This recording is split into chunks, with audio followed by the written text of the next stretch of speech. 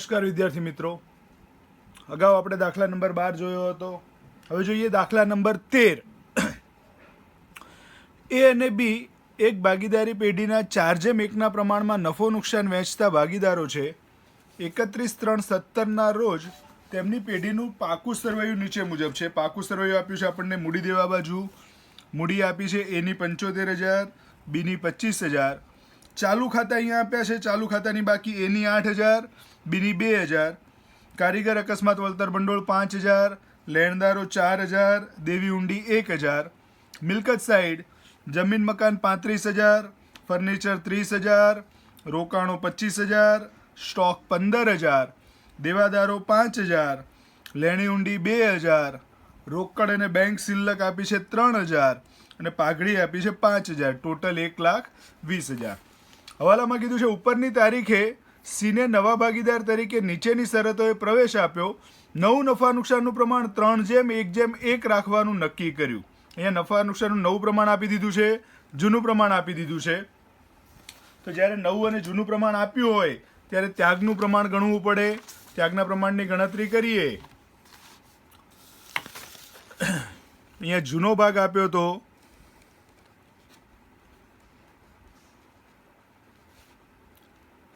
4:1 એટલે કે 4/5, 1/5. નવો ભાગ આપ્યો છે 3:1:1 એટલે કે 3/5, 1/5, 1/5. તો જૂનો ને નવો ભાગ આપ્યો હોય ત્યારે ત્યાગના પ્રમાણની ગણતરી કરીએ. પ્રવેશના દાખલામાં ત્યાગનું પ્રમાણ આવશે. તો ત્યાગનું પ્રમાણ બરાબર જૂનો ભાગ માઇનસ નવો ભાગ. ત્યાગનું પ્રમાણ શોધવા માટે સૂત્ર જૂનો ભાગ માઇનસ નવો ભાગ. ભાગીદાર એ માટે જૂનો ભાગ આવશે 4/5, નવો ભાગ આવશે 3/5. અહીંયા છેદ સરખા છે તો ડાયરેક્ટ બાદબાકી થાય, નહીતર આપણે ચોકડી ગુણાકાર કરતા હતા. પણ છેદ સરખા છે તો ડાયરેક્ટ બાદબાકી કરીએ. અને આપણે જે રીતે ગણતા એ રીતે કરવું હોય તો 5 ચોક 20 માઇનસ 5 તરી 15 અપોન 25. 20માંથી 15 જાય તો 5/25. બી માટે નવો ભાગ 1/5, જૂનો ભાગ નવો ભાગ 1/5. તો 1/5માંથી 1/5 જાય એટલે 0. તો અહીંયા ત્યાગનું પ્રમાણ ફક્ત એ નામનો ભાગીદાર છે એ જ ત્યાગ કરે છે.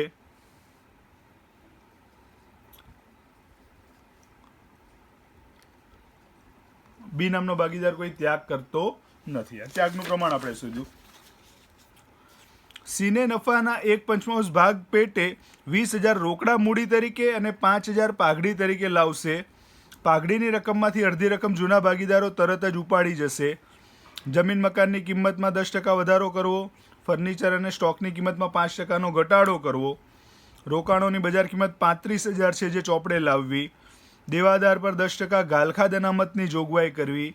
અકસ્માત વળતર અંગે 1,000નો દાવો મંજૂર કરેલ છે. અહીંયા અકસ્માત વળતર ભંડોળ આપણને 5,000 આપ્યું છે, એમાંથી દાવો 1,000નો મંજૂર કર્યો છે. એટલે હવાલામાં એકત્રિત નફામાં એની વહેંચણી કરીશું નહીં. લેણી ઊંડીના નકરામણી ખર્ચના 150 અને બેંક ચાર્જીસના 300 ચૂકવેલ જેની નોંધ કરવાની બાકી છે. તો અહીંયા આ પ્રમાણે હવાલા આપ્યા છે. શરૂઆત કરીએ. આપણે જે દાખલો ગણવાનો ક્રમ લખાયો હતો એ પ્રમાણે સૌથી પહેલાં જરૂરી ખાતા તૈયાર કરવાના. અહીંયા ચાલુ ખાતા આપ્યા છે તો ખાતામાં સૌથી પહેલું પુનઃમૂલ્યાંકન ખાતું, રોકડ બેંક ખાતું, મૂડી ખાતું, ચાલુ ખાતા અને પાકું સરવૈયું. આ પ્રમાણે 5 ખાતા તૈયાર કરીશું. ખાતા તૈયાર થઈ જાય પછી સૌથી પહેલો પોઈન્ટ મૂડી. આપણને જે રકમમાં મૂડી આપી છે એ મૂડી ખાતામાં લખીશું શરૂની બાકી, એની મૂડી 75,000 અને બીની મૂડી 25,000. સૌથી પહેલો પોઈન્ટ મૂડી. ચાલુ ખાતાની બાકી, તો ચાલુ ખાતાની જમા બાકી છે તો જમા બાજુ શરૂની બાકી એની 8,000, બીની 2000. એટલે સૌથી પહેલું મૂડી લખી નાખવાની. બીજો પોઈન્ટ રોકડ અને બેંક. પાકા સરવૈયામાં આપેલી રોકડ અને બેંક. અહીંયા રોકડ બેંક આપી છે 3000 રોકડ ખાતામાં. શરૂની બાકી 3000. પહેલો પોઈન્ટ મૂડી, બીજું રોકડ. ત્રીજો પોઈન્ટ પાકા સરવૈયામાં આપેલી પાઘડી. ત્રીજો પોઈન્ટ પાકા સરવૈયામાં આપેલી પાઘડી. પાઘડી જે છે ચાલુ ખાતામાં, મૂડી ખાતું અને ચાલુ ખાતું બંને બનાવ્યા હોય તો ચાલુ ખાતામાં લખવાનું. ચાલુ ખાતામાં પાઘડી ખાતે. જૂનું પ્રમાણ આપણને આપી દીધું 4/1. તો 4/1 પ્રમાણમાં 5000 વેચીએ એટલે એના ભાગે 4000, બીના ભાગે 1000. 4/1 પ્રમાણમાં પાઘડી વેચી દેવાની. ત્રીજો પોઈન્ટ. ચોથો પોઈન્ટ એકત્રિત નફો. એકત્રિત નફામાં કારીગર અકસ્માત વળતર ભંડોળ આપ્યું છે, પરંતુ અત્યારે વેચાશે નહીં કારણ કે એમાં હવાલો છે, માટે અત્યારે વેચવાનું નહીં. પાંચમો પોઈન્ટ એકત્રિત ખોટ. તો એકત્રિત ખોટ કંઈ આપી નથી. સૌથી પહેલા મૂડી, બીજું રોકડ, ત્રીજું પાઘડી, ચોથું એકત્રિત નફો, પાંચમું એકત્રિત ખોટ. આ 5 પોઈન્ટ પતી જાય પછી જે કંઈ વિગત બાકી રહી એ બધી વિગતો આપણે નવા પાકા સરવૈયામાં લખી નાખવાની. તો મૂડી દેવા સાઈડ જોઈએ તો કારીગર અકસ્માત વળતર ભંડોળ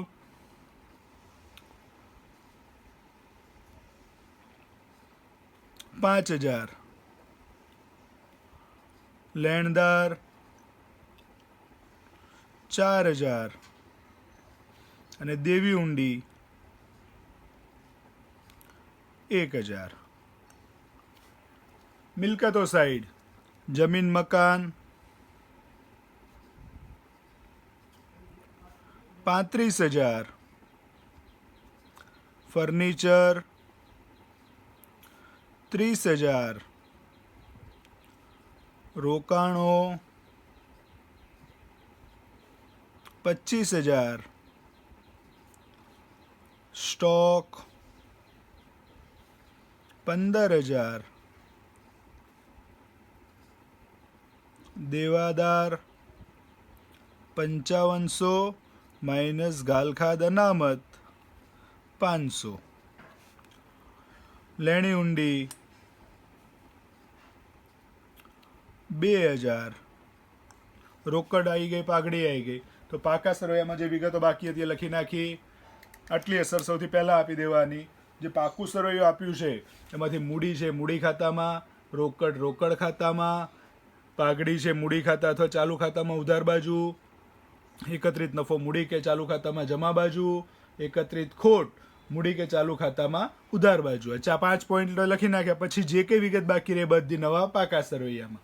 આટલી અસર આપ્યા પછી હવાલા.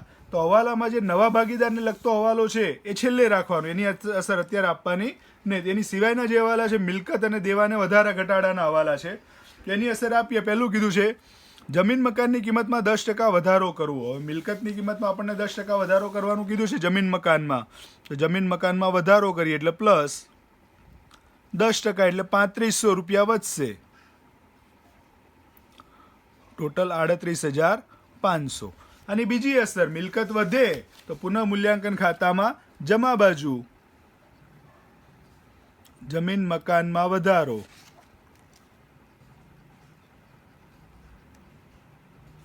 ₹3500. એના પછી ફર્નિચર અને સ્ટોકની કિંમતમાં 5%નો ઘટાડો કરવો. તો ફર્નિચર અને સ્ટોક બંનેમાં ઘટાડો કરવાનું કીધું છે તો માઇનસ કરીશું. ઘટાડો, સ્ટોકમાં ઘટાડો. 5%નો ઘટાડો કરવાનું કીધું છે. 30,000ના 5% એટલે ₹1500.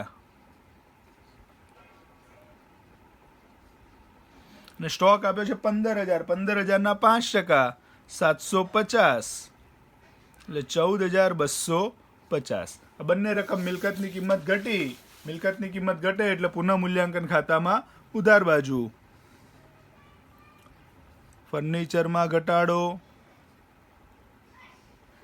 ફર્નિચરની કિંમત ઘટી ₹1500. સ્ટોકમાં ઘટાડો.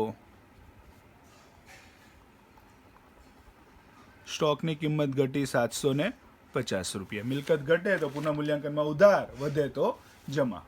એના પછીનો હવાલો, રોકાણોની બજાર કિંમત 35,000 છે, જે ચોપડે લાવવી. અહીંયા આપણને રોકાણો આપ્યા છે 25,000ના, રોકાણો આપ્યા છે 25,000ના, બજાર કિંમત 35,000 છે, તો વધારો થશે એટલે રોકાણોમાં પ્લસ વધારો 10,000, ટોટલ 35,000. મિલકતની કિંમત વધી, મિલકત વધે તો પુનઃ મૂલ્યાંકનમાં જમા બાજુ, રોકાણમાં વધારો 10,000. મિલકતની કિંમત વધે તો પુનઃ મૂલ્યાંકનમાં જમા બાજુ. એના પછી દેવાદાર પર 10% ગાલખા અનામતની જોગવાઈ કરવી. અહીંયા દેવાદારો આપણને આપ્યા છે 5500, 5500ના 10% એટલે 550. દેવાદાર પર 10% ગાલખા અનામત કીધું છે, તો દેવાદારો 5500, 5500ના 10% એટલે 550 રૂપિયા. તો 550 ગાલખા અનામત કીધું છે, આપણે 500 તો રાખી છે એટલે હજી બીજી 50 રૂપિયા રાખવાની છે, તો માઇનસ ગાલખા અનામત 50 રૂપિયા એટલે 4,950. દેવાદાર 50 રૂપિયા ઘટ્યા, મિલકત ઘટે, પુનઃ મૂલ્યાંકનમાં ઉધાર બાજુ ગાલખા અનામત 50 રૂપિયા. ટોટલ આપણને 550 રાખવાની કીધી હતી, 500 રૂપિયા તો આપણે ઓલરેડી રાખી જ હતી, બાકી રહી હતી 50 રૂપિયા, એટલે 50ની અસર આપવાની. એના પછી અકસ્માત વળતર અંગે 1,000નો દાવો મંજૂર કરેલ છે. હવે અકસ્માત વળતર ભંડોળ આપણી પાસે 5,000 છે, દાવો મંજૂર કર્યો છે 1,000નો, તો આપણે 1,000 જ પાકા સરવાયામાં રાખવાના. બાકીના જે 4,000 છે ભાગીદારોને વેચી દેવાના, માંડી વાળવાના જેને કહેવાય, માંડી વાળેલ 4,000 રૂપિયા. આ 4,000 રૂપિયા ભાગીદારોને વેચીએ તો ભાગીદારના ચાલુ ખાતામાં, મૂડી ખાતામાં અથવા તો ચાલુ ખાતામાં, અહીંયા ચાલુ ખાતું બનાવ્યું છે, ચાલુ ખાતામાં કામદાર અકસ્માત વળતર ભંડોળ 4:1ના પ્રમાણમાં એટલે 3200 અને 800 રૂપિયા ભાગીદારો વચ્ચે જૂના પ્રમાણમાં વેચી દેવાના. એના પછી લેણી ઊંડી અને લેણી ઊંડીના નકરામણી ખર્ચના 150 અને બેંક ચાર્જીસના 300 ચૂકવેલા છે. આવા ચૂકવ્યા છે ખર્ચા, તો ખર્ચ ચૂકવો રોકડ જાય એટલે એક અસર રોકડ ખાતામાં જમા બાજુ, નકરામણી ખર્ચ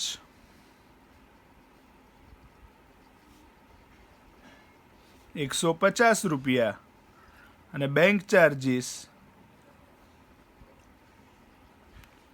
300 રૂપિયા. અને બીજી અસર અહીંયા જમા, તો પુનઃ મૂલ્યાંકનમાં ઉધાર, તો પુનઃ મૂલ્યાંકન ખાતામાં ઉધાર બાજુ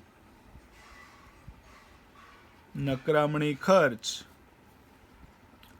150 અને બેંક ચાર્જીસ 300 રૂપિયા. મિલકત અને દેવાને લગતા વધારા ઘટાડાના હવાલા પત્યા.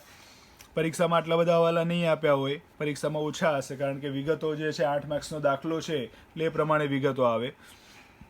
હવે આપણે જે બાકી રહ્યું હતું, પહેલો હવાલો, સીને તેના નફાના 1/5 ભાગ પેટે 20,000 રોકડા મૂડી તરીકે અને 5,000 પાઘડી તરીકે લાવશે. સી છે તેના ભાગ મૂડી પેટે 20,000 અને પાઘડી પેટે 5,000 રોકડ લાવે છે. અહીંયા નવો ભાગીદાર રોકડ લાવે, મૂડી પેટે રોકડ લાવે, તો મૂડી પેટે નવો ભાગીદાર રોકડ લાવે ત્યારે આમ નોંધ થાય, રોકડ ખાતે ઉધાર 20,000 તે સીના મૂડી ખાતે 20,000. એ મૂડી પેટે રોકડ લાવે છે એટલે આમનો થશે રોકડ ખાતે ઉધાર, તે સીના મૂડી ખાતે જમા. તો રોકડ ખાતામાં ઉધાર બાજુ સીના મૂડી ખાતે 20,000 અને મૂડી ખાતામાં જમા બાજુ રોકડ ખાતે 20,000. નવો ભાગીદાર મૂડી પેટે રોકડ લાવે ત્યારે. બીજું કીધું છે પાઘડી પેટે રોકડ લાવે છે 5,000 રૂપિયા, તો નવો ભાગીદાર પાઘડી પેટે રોકડ લાવે ત્યારે બે આમ નોંધ, રોકડ ખાતે ઉધાર 5,000 તે પાઘડી પ્રીમિયમ ખાતે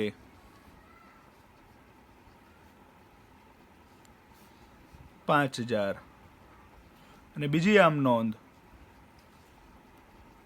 પાઘડી પ્રીમિયમ ખાતે ઉધાર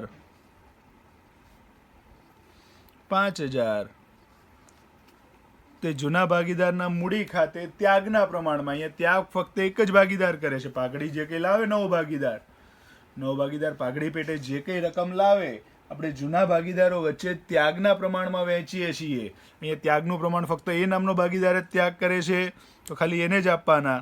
તે એના મૂડી ખાતે પૂરેપૂરી રકમ એને આપી દઈશું 5,000. અહીંયા અસર આપીએ રોકડ ખાતામાં ઉધાર બાજુ. પાઘડી પ્રીમિયમ ખાતે 5,000 એના ખાતામાં પાઘડી પ્રીમિયમ ખાતે 5,000.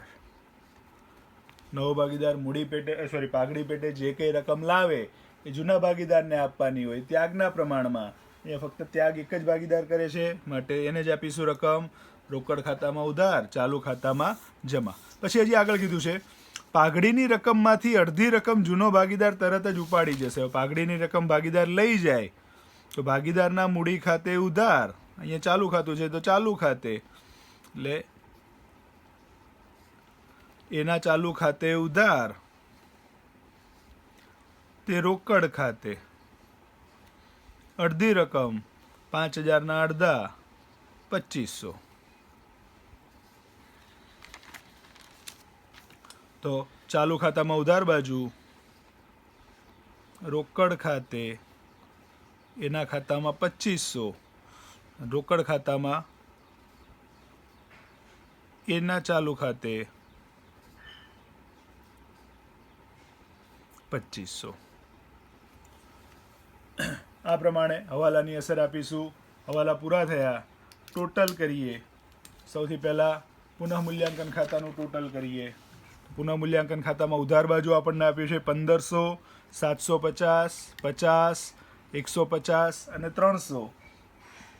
જમા બાજુ આપ્યું છે 3,500 અને 10,000, ટોટલ 13,500. 13,500માંથી ઉપરની વિગતો માઇનસ કરીએ એટલે ડિફરન્સ આવશે 10,750. આ 10,750 ચાલુ ખાતે ભાગીદાર એ અને બી. તો એ અને બીના ચાલુ ખાતે લખીએ. નફા નુકસાનના જૂના પ્રમાણમાં, જૂનું પ્રમાણ હતું 4:1, તો 10,750 ગુણ્યા 4/5 એટલે 8,600 અને 10,750 ગુણ્યા 1/5 એટલે 2,150. અહીંયા ઉધાર, પુનઃમૂલ્યાંકન ખાતામાં ઉધાર, બીજી અસર ચાલુ ખાતામાં જમા બાજુ. પુનઃમૂલ્યાંકન ખાતે 8,600, 2,150. રોકડ ખાતું બંધ કરીએ તો 20 ને 3 23 ને 5 28,000. 28,000માંથી 2950 માઇનસ કરીએ એટલે ડિફરન્સ આવશે 25,050. આખર બાકી રોકડ ખાતામાં જમા, સરવૈયામાં ઉધાર એટલે મિલકત લેણા બાજુ. રોકડ શિલ્લક 25,050. સરવૈયામાં જે વિગત અંદર હતી બધી બહાર લઈ લઈએ. એના પછી ચાલુ ખાતાનું ટોટલ કરીએ. ચાલુ ખાતામાં સીની તો કોઈ વિગત છે જ નહીં, બે એની અને બીની જ છે. એનું ટોટલ 8,000, 3,200, 5,000 અને 8,600. ટોટલ થશે 24,800. 24,800 માઇનસ 4,000 માઇનસ 2,500, ડિફરન્સ આવશે 18,300. આખર બાકી. એ જ રીતે બીનું ટોટલ 2 ને 2 4, 4,950 એમાંથી 1,000 માઇનસ કરીએ એટલે 3,950 બંનેની આખર બાકી જમા છે, અહીંયા ઉધાર છે તો સરવૈયામાં જમા એટલે મૂડી દેવા બાજુ ચાલુ ખાતા એ અને બી એનું ટોટલ 18,300, બીનું ટોટલ 3,950, 22,250 મૂડી ખાતાનું ટોટલ. એમાં તો બીજી કોઈ વિગત જ નથી. 75,000, 25,000, 20,000, 75, 25, 20 આખર બાકી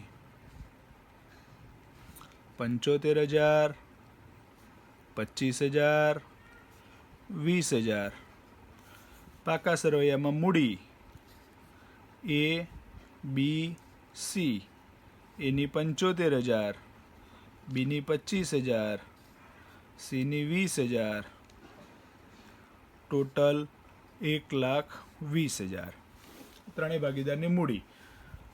પાકા સરવૈયાનું ટોટલ કરીએ તો 1,20,000, 22,250, 1,000, 4,000, 1,000 ટોટલ 1,48,250. એ જ રીતે મિલકતો સાઈડ 38,500, 28,500, 35,000, 14,250, 4,950, 25,050 અને 2,000 ટોટલ 1,48,250. આ પ્રમાણે પ્રવેશનો જે દાખલો છે એની ગણતરી થશે. અહીંયા ભાગીદારનો જે પોઈન્ટ હતો, નવો ભાગીદાર મૂડી પેટે રોકડ લાવે છે તો આમનો લખીએ છીએ રોકડ ખાતે ઉધાર, તે મૂડી ખાતે જમા. નવા ભાગીદારના મૂડી ખાતે. પાઘડી પેટે રોકડ લાવે છે તો આમનો થાય રોકડ ખાતે ઉધાર, તે પાઘડી પ્રીમિયમ ખાતે. પાઘડી પ્રીમિયમ ખાતે ઉધાર, તે જૂના ભાગીદારના મૂડી ખાતે ત્યાગના પ્રમાણમાં. અહીંયા પાઘડીની કુલ રકમ આપણને આપી નથી. જો પાઘડીની કુલ રકમ આપી હોય તો આપણને ખ્યાલ આવે કે નવો ભાગીદાર પાઘડી પેટે જે કંઈ રોકડ લાવે છે વધુ લાવે છે કે ઓછી લાવે છે. અહીંયા એવું કંઈ કીધું નથી તો એ પોઈન્ટ ધ્યાનમાં લેવાનો નહીં.